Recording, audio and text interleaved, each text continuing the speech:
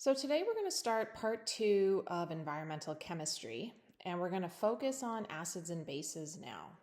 They make up a large portion of the solutions that exist naturally in our world, but also that we use at home or in industry in order to carry out reactions, or they're often used to help speed up reactions.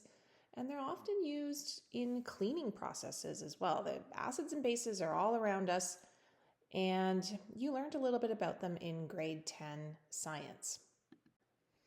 So first thing that we're going to do is talk about properties of acids and bases, and we're going to start with acids first. And it's been a little while since you talked about acids in grade 10 science, but we'll remind you of some of the properties. So typically an acid solution looks like water. So if you had, a beaker of water and a beaker of an acid or a base, and you were trying to distinguish one from the other, you can't do it by just looking.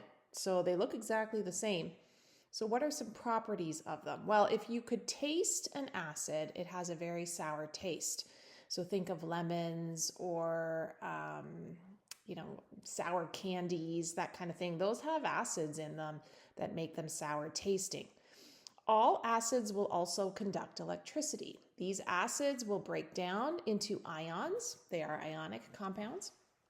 And those ions can conduct a current or conduct electricity. They all have pH values less than 7. So we know that the pH scale exists. You would have learned this in grade 10 science.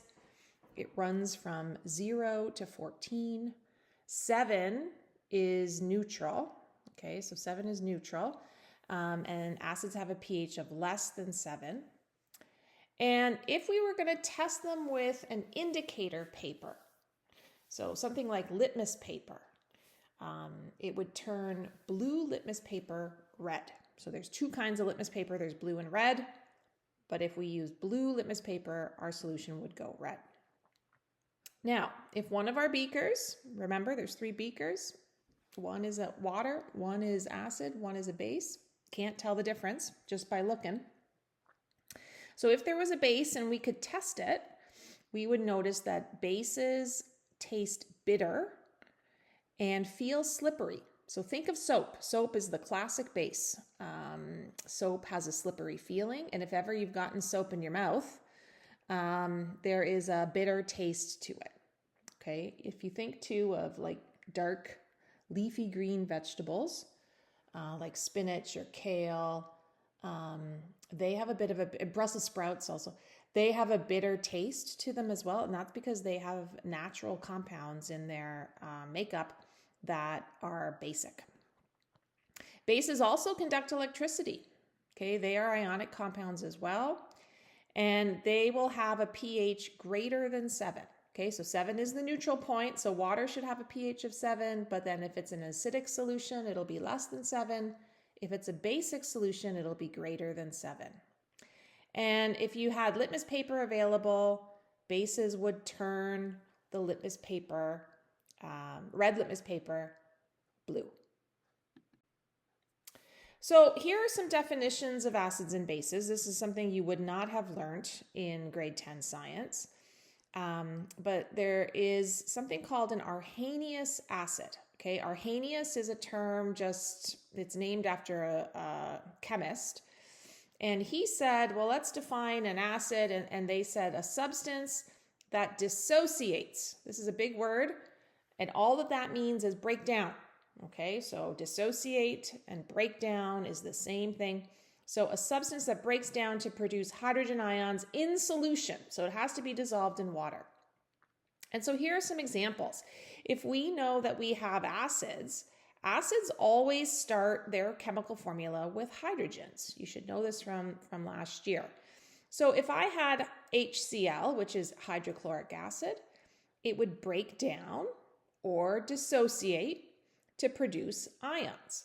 So the hydrogen ion comes off first, and then there's a chloride ion. And if you don't know the charges on those ions, that's easy to find out. You just go to your periodic table and you look it up.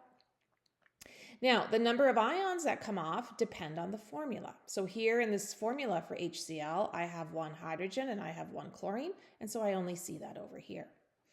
If we look at something like sulfuric acid is in batteries, car batteries, so battery acid. Here is its formula, H2SO4. And so there's my hydrogen ion, but I have two of them. So I have to balance those ions over on the other side. And then there's a sulfate ion, which is a polyatomic ion. I only have one of them. And so we would only see one ion on the other side. Phosphoric acid is an acid that we find in pop. Okay, well, not all pop, but cola. So like Pepsi, Coke, Dr. Pepper. They would add phosphoric acid for, again, a bit of a tang, okay, sour taste, but then a lot of sugar to balance that. And here you have 3 hydrogen ions. So when we balance the dissociation reaction, we put 3 hydrogen ions there as well, and then 1 phosphate comes off.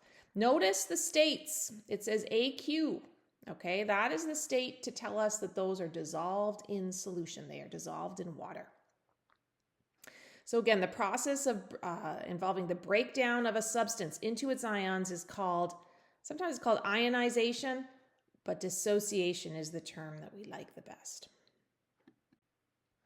For bases, the same thing happens. So an Arrhenius base, again, Arrhenius is just the man that defined it, says a substance that dissociates, breaks down, to produce hydroxide ions in solution. So let's go down to our examples.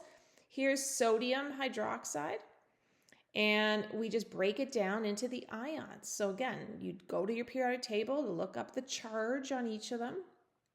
Sodium has a charge of +1, and there's a hydroxide ion. This is a polyatomic ion, so we see 1 of each. Here's potassium hydroxide, again, 1 of each. And then for calcium hydroxide, notice the formula. There's 2 hydroxide ions. So when we balance this, we put a 2 out front, okay, as a coefficient to balance those ions.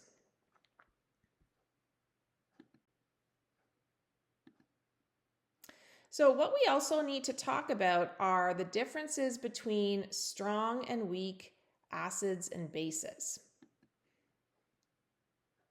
So a strong acid is one that dissolves completely into their ions, and they are strong electrolytes. So strong acids will dissolve completely, 100%, into the 2 ions that make them up. And we say that they're strong electrolytes because an electrolyte is something that conducts electricity. And so if these acids break down 100%, then they are going to conduct electricity really well. So there's 2 examples that we saw on the previous slides, hydrochloric acid and sulfuric acid. Those are both strong acids. They break down 100%. Weak acids, though, partially dissociate, okay, or partially break down, and it's somewhere less than 50%. It's weird, okay? They only break down like half the time. So they don't dissolve completely in water, which means they don't produce as many ions as strong ones would. And so we say that they're weak electrolytes. They don't conduct electricity as well as a strong acid. So here is an example of, again, a strong acid. So something like hydrochloric acid breaks down 100%. Notice the arrow goes all the way to completion. But a weak acid, this is something that we're very familiar with. This is the vinegar molecule. And notice the double arrow. Okay, because that indicates that it doesn't fully break down. And so it only releases some hydrogen ions and some acetate ions. And this is significant because these weak acids that only break down less than 50% are the acids that you and I can consume and eat or drink. Okay, so remember us talking about phosphoric acid in cola. We can consume that and live, okay? We can put vinegar on our French fries and live. If we put hydrochloric acid on our French fries, we would die.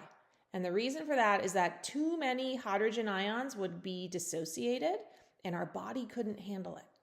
Okay, so the fact that there are weak acids is a good thing because that's what humans can consume. okay? Because we don't get as many hydrogen ions, and then it doesn't harm us.